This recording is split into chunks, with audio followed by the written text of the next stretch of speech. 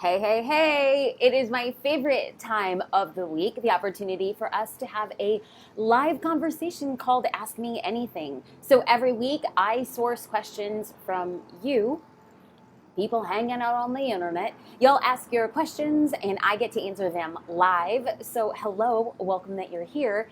And also, every week I show up and I answer questions, but why don't we start this party with me asking you a question? Why I love connecting. So let's get into the question of the day. Friends, are you a pumpkin spice latte or give me a plain cup of coffee? Let me know in the comments. Are we a pumpkin spice latte kind of people or are we just drip coffee? Let me know because y'all, it is pumpkin spice season. Okay. Let's get into Chrissy's question, which was upvoted 13 times.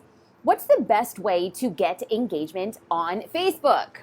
Okay, so I'm going to break this down into 3 easy steps. We'll dive into those flash flyer really quick. Number 1, y'all, talk about what people, aka your followers, want to talk about in relation to your business. Now, people are on social media to be social. They're not on social media to be sold to. So until you're creating conversations around what they are interested in relation to your business. So let's just say that, a big thing right now is, we should watch, a really popular show on Netflix. You talking about Netflix, well, that's not in relation to your business, right? But you finding a way to talk about a very popular show on Netflix in relation to your business, you're still doing 2 objectives, being social and talking about your business without having to sell your business. So let's get into a recent example. One of the top 10 shows on Netflix at the current time of this filming is called The Home Edit, right? So there's these 2 organizers that go into celebrities' homes and they organize their homes. So people like Khloe Kardashian and Reese Witherspoon, they work with these people, they organize their lives, and a whole Netflix show around that. It wouldn't make sense for me to be like, my favorite show is The Home Edit. Well, how could I talk about The Home Edit in relation to my business? I like The Home Edit because I see the way that they help organize homes. I, as the founder of Social Curator, like to organize the way that people show up and post on social media. I'm drawing parallels, inserting my business into the social conversation without saying, buy Social Curator, because that's annoying. Nobody wants to hear that. Second way to get people to engage on Facebook is to keep selling to a minimum. That is just exactly what we just spoke about right now. People do not want to go to your page and all you do is sell. If you go back to your last 10 posts on Facebook or any social platform, and if over 5 of the 10, if over 5 of the 10 are just about selling or buying, friends, you're gonna have a really hard time getting engagement.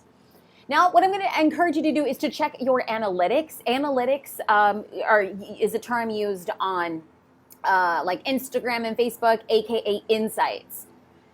Every social platform will give you an opportunity to see how your posts are doing. So what I am going to do is explain that if you have a Facebook page, on the left side, if you're looking at a desktop, you can click on the Insights tab.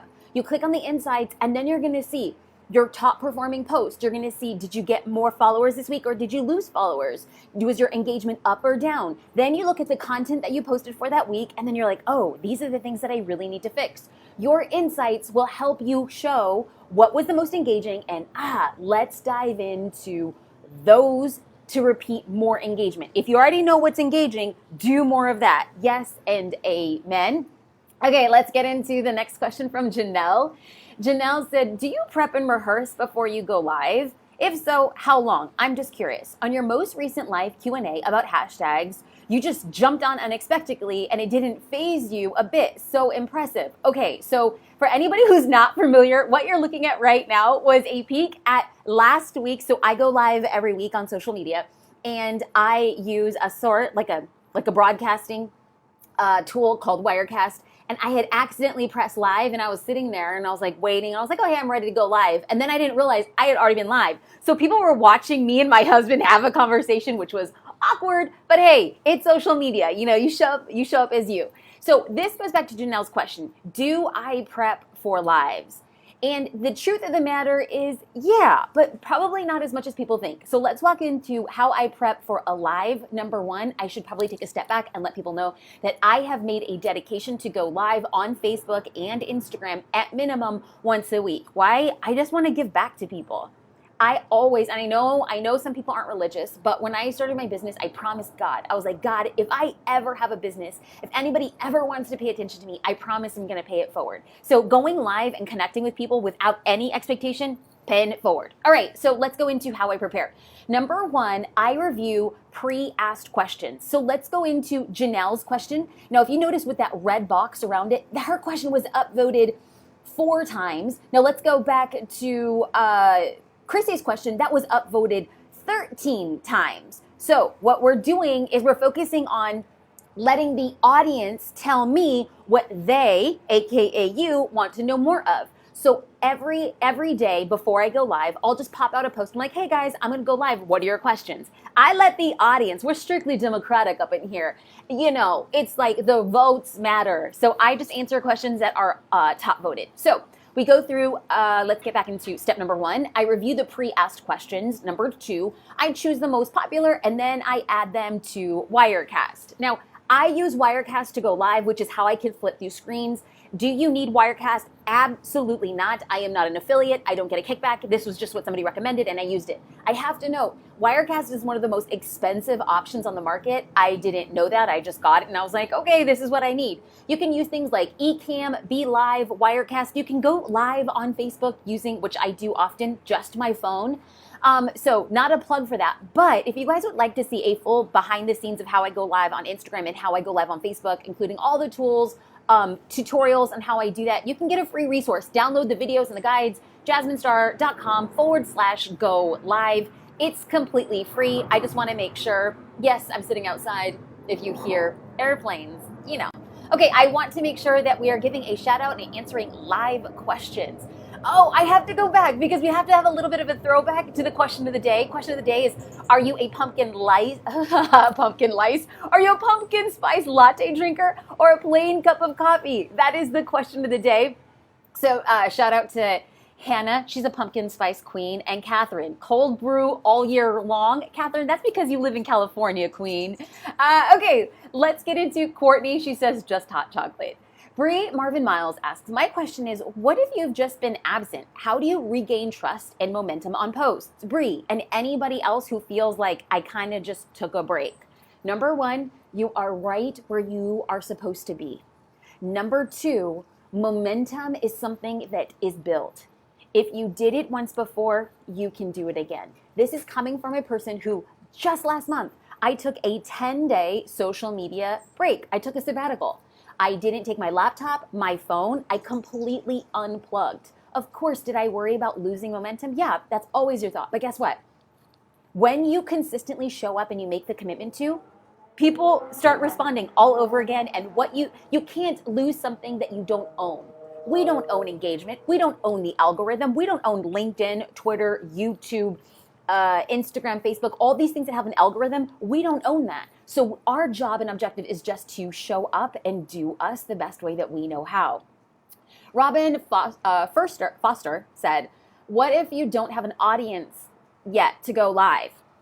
I believe that you go live to get an audience. The Facebook algorithm is indexed for live video. So I have always maintained that you don't get confident to show up. You show up to get confident. The only way that you develop the tools and the skills that you need to actually show up live is when you do it. It is just like riding a bike. You can study riding a bike, but if you don't get on the bike, boo-boo, you ain't never gonna get on the bike. You're never gonna learn how to ride. That is exactly the same thing. Oh, friendly reminder before I forget, if you are a member of Social Curator, we have a members only masterclass with Jen Gottlieb. Y'all, today she's gonna be talking about how to use social media to be featured in the press. That is beginning at 10:30 Pacific Standard Time. So join us in our private group. I want to make sure that y'all are there because it's going to be a good one.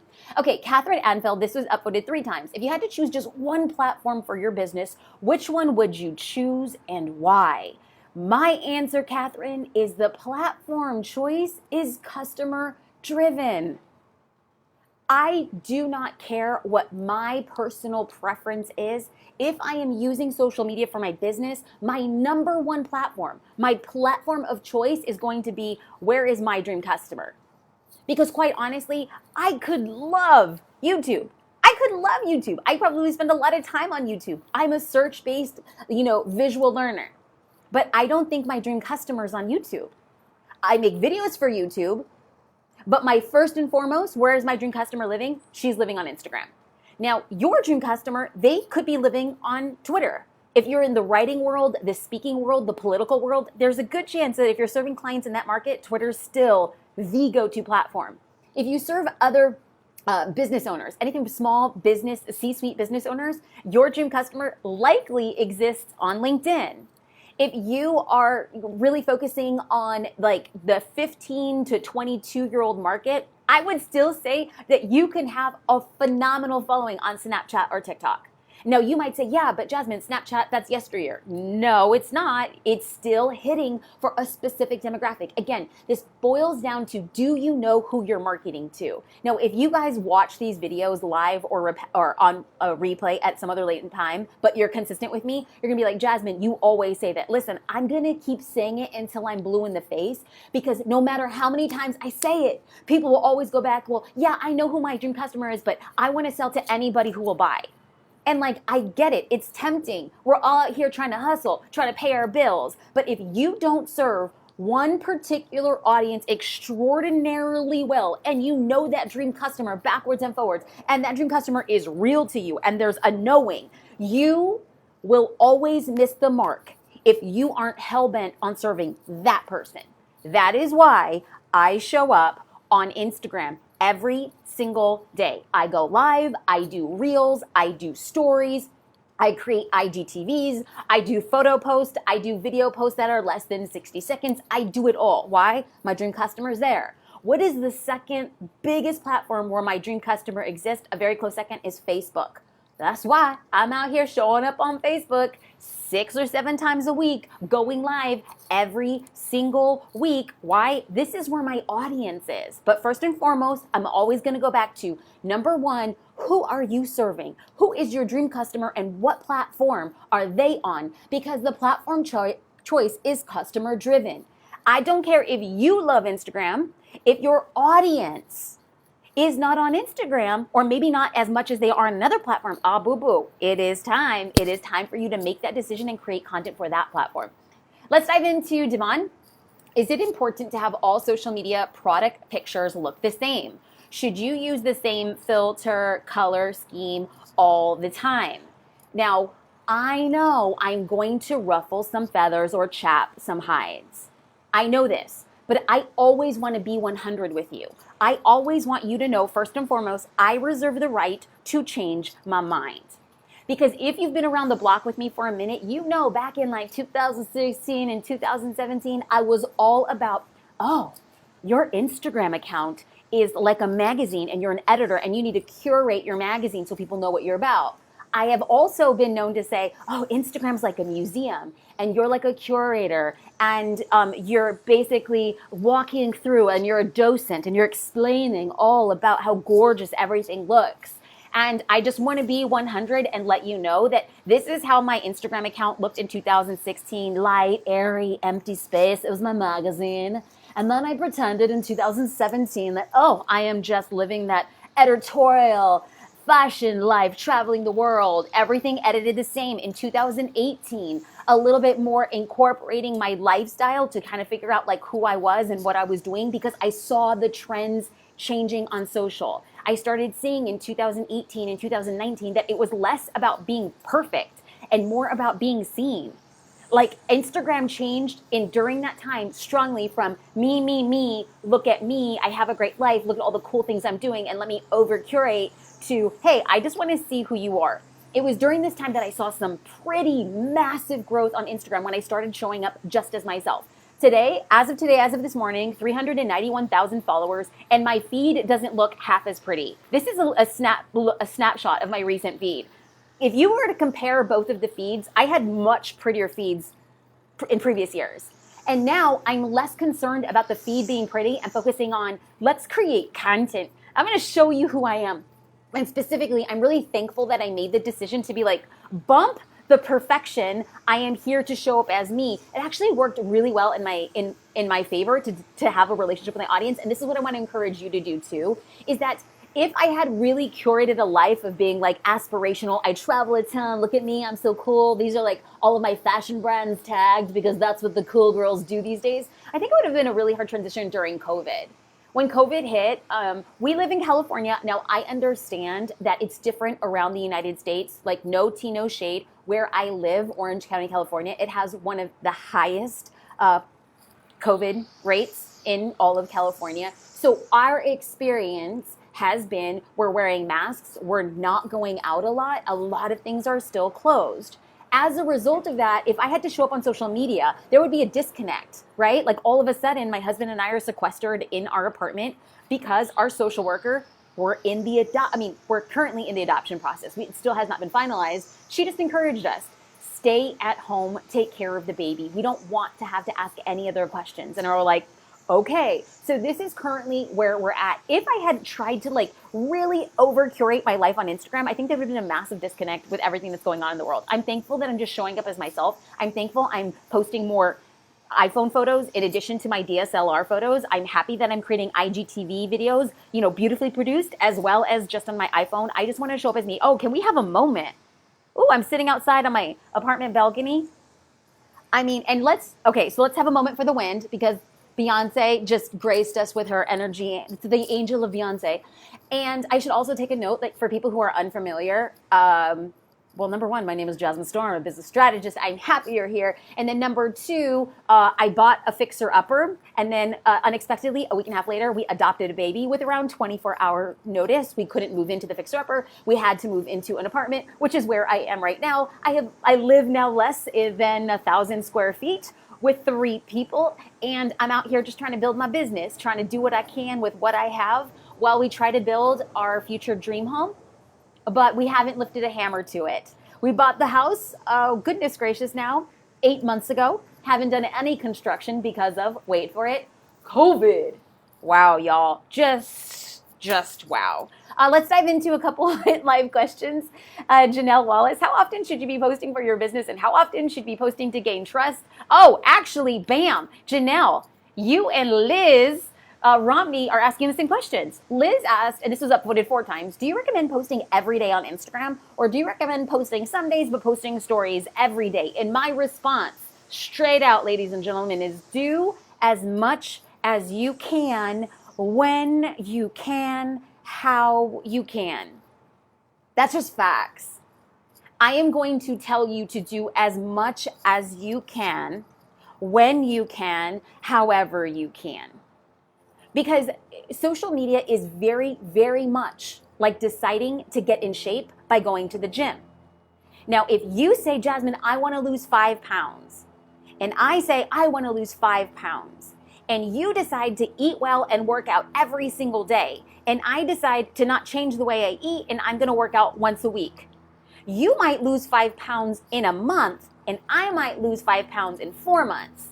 We'll get the same result. How quickly it happens for us depends on our actions and consistency and dedication. That's just it, straight out, said with love, but it's just facts. Like people say, I post on Instagram every day. And then I go to their feed and they post once a week, but they post on stories every day, which is great. You do what you can. However, when you're posting on stories, they disappear in 24 hours.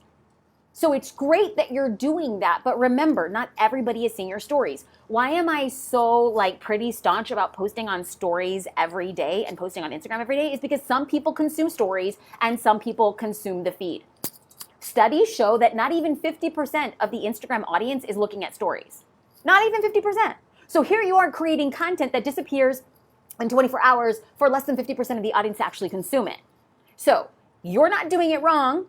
It's just you do what you can, but you're going to get better results when you have a 2-pronged approach, which is why Y'all, we're closed for Social Curator, so I feel like I can talk about it. Like, this is why we created Social Curator. It's very hard and time consuming to create content. So we have solutions for that. I'm not backing down away from saying that, because if you don't talk about your business, ain't nobody else will. Speaking of Social Curator, we have an exclusive masterclass with PR maven genius Jen Gottlieb. She's going to be talking to y'all about how to get anything you want from PR and getting press using social media. And I have to go back to give a shout out for the question of the day: pumpkin spice latte or a plain cup of coffee? You know, I'm seeing all these like pumpkin spice memes, and I have to say, folks, even though I don't drink lattes, I'm not I'm not a dairy queen. Hey, but hey, I have an appreciation if that's how you roll. You and your Ugg boots and yoga pants. You do your messy bun, girl. Okay, so let's get into Kathleen Beers. Good to see you, my sweet curator. I'm thinking of adding a small mastermind for therapists in addition to the resources I offer to women about anxiety. How can I market the mastermind without losing my current audience or detracting from that work? So for people who don't know, Kathleen is a therapist. She really focuses on managing anxiety for women. I think it's absolutely fantastic. And Kathleen, it is okay as long as you're keeping your content 80% for your dream customer. And what I'm hearing you say, your dream customer is still a woman struggling with anxiety, and you're going to give them the resources to work them through that. That's great. If that is still your main audience, then you want to keep around 80% of your content to that. And then every so often you can sprinkle in content for other therapists. Just be very clear on the front end who it's for. Now, if you're saying, Jasmine, I really think I want to have a second business or an ancillary side of my business for therapists, then I'm going to say, okay, Kathleen, we have to make sure. Do you have 2 customers? Because if you're saying, no, Jasmine, I really want to have 2 customers. One is the everyday woman struggling with anxiety, looking for solutions. And the other are therapists who are looking for ways to expand their business and connect with other therapists. Then I'm going to say, ha, you got 2 customers. If you split your accounts, you could speak to each customer very, very clearly. Now, Kathleen, you know, I'm like way above, like way ahead of where you're actually thinking right now. You're like, I'm just thinking about testing it. Great. Use your current account to test, speak to your 2 different customers separately, and you have a lot of clarity around the subject. I know that today's question was, are you pumpkin spice latte or drip coffee? Y'all, I should tell you, like on the topic of COVID, I don't know about y'all, but I kind of went through a little bit of a funk. You know, I found myself, like, I'm not even a drinker. I have like 1 drink a week. That's like my Friday night, mama's getting crazy kind of moment. And then all of a sudden, because we were in this apartment and we weren't going anywhere, kind of just like, I'm just gonna have a glass of wine every night. This one, you know? And I found myself like not eating very good food. Like being a new mom, it's just like, I'm just gonna order some gluten-free pizza. It's healthy, okay? And I just started making some pretty poor decisions, and I just felt bad about myself. I felt like I had gained weight. I felt really tired, lethargic. My brain wasn't firing. And so, my gosh, 21 days, the past 21 days, I decided to do Dr. Hyman's liver detox. It was a 14-day liver detox. So no dairy, no sugar, no carbs, no fun. But it's just like a clean diet. So I do veggies. This is just like a blueberry and like coconut butter shake. I got used to the taste. It's been a little bit of a rough go, I'm not gonna lie. But I drink these now in the morning, and somebody says it looks like Jasmine's drinking a candle. You wanna know what? Watch me drink my candle. All right, let's get into some more questions in the last couple minutes. Am I on my teeth are purple? You know, we just roll how it is. Chris Pasco says, I love playing coffee. How do you start your lives? What do you say as an intro? Awesome. So what I want to do in the beginning is to state why somebody would want to watch. And you have to say it, boom, in the first 3 seconds. This is called your thesis. And for Chris, I want to make sure that you know I walk through video tutorials, jasminestar.com/go live. It is a free resource. It actually has a go live checklist. It walks you through these exact steps, which is your thesis. Why should somebody watch your live? You're going to lead with the benefit. Chris, I don't know what you do professionally, but the reason why somebody wants to watch live is so that they learn something or know something. They're inspired, they're educated, they're entertained. So you could say, hey, I want to talk to you about the top 5 dad jokes. That's your thesis. Then you're going to have 3 supporting points. You can go from anywhere from 3 to 5. I like 3 because people want to consume it in a little short bite-sized pieces. Number 1, your dad joke should contain this. Number 2, dad jokes always follow up here. Number 3, dad jokes are the most reposted quotes on the internet. I don't know if that's true, but you're going through and you're explaining. Then in your conclusion, you're going to say, thank you so much for watching my 3 tips on dad jokes. Just to recap, it's 1, 2, and 3. I'm here to answer any questions about dad jokes, or if you have a dad joke, leave them here. Now, normally, that would take anywhere from 5 to 10 minutes. Now, you might say, okay, I can do that. Or sometimes you go live and all of a sudden you say everything you need to say and only a minute and a half had passed by. And then you're freaking out and you're dying because you think that you're being judged and nobody is watching your live. And I'm sure there's somebody who's laughing at you. These are the thoughts that are going through your mind. Maybe not you, but definitely me when I started going live. I started worrying, of all people, about the mean girls in high school, and I was like, they're gonna see this live, and they're just gonna have, like, they're gonna say, how stupid does she look? And then I had to get over the fact that somebody else's opinions of me doing a live doesn't pay my bills. Me connecting with somebody like Chris to empower her or Javier or Susanna, or Jacqueline, or Jack.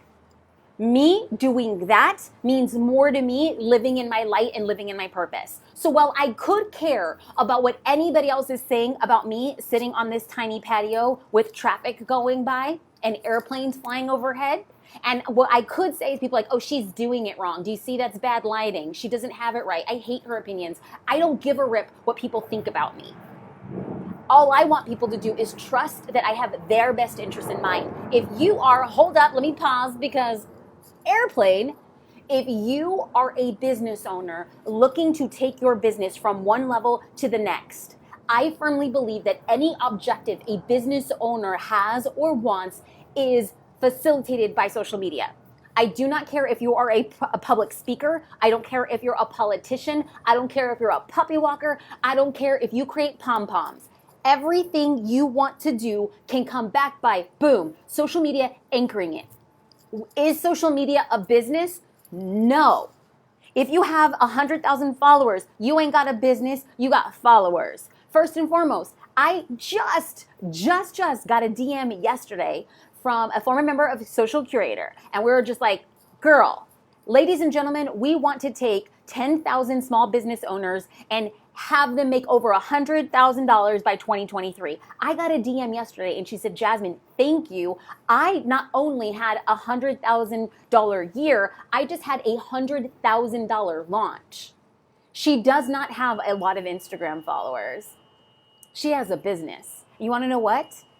She sold a course on how to create quilts. She sold a course on quilting. She made $100,000 in a one-time transaction about quilting. So I don't care what it is you sell. If you're a politician, what are you selling? Trust. You got to trust to vote for you in the ballot box. Are you a public speaker? What are you selling? Your expertise. How do you showcase your expertise? Social media. Are you a parent coach? How do you get parents to, like, what are they actually buying? They're buying, yes, your curriculum and your advice, but they're also buying a piece of you. Every time you make a transaction, or every time you want somebody to make a transaction on behalf of your business, you could use social media to facilitate that. The question then becomes, do you have a strategy? If you don't have a strategy and you don't have a plan, your first reaction is, this sucks, this doesn't work. Well, you see, the reason it's not working for me is because I don't have an Instagrammable life, okay? Like, I have 3 kids and a pile of laundry and a husband who doesn't help me. It's not gonna work for me. Okay, but the question then becomes, are you showing up on the daily? Do you have a plan? Do you have a strategy? Are you going live? Do you do stories? How about your posts? Listen, I want you to do what you can do, however much you can do that. Y'all heard me say it, and you can hear me say it again. Do as much as you can, when you can, how you can. But friends, you cannot complain about it not working if you ain't doing the work. Can I get an amen? To all of my pumpkin spice latte lovers and drip coffee lovers, happy fall. Let's get to creating a strategy and a plan. Keep your eyes peeled next week. We're going to be talking about creating a plan and creating a strategy so that we can kick it on the internet and take our businesses next level. All right, friends, much love. Bye, y'all.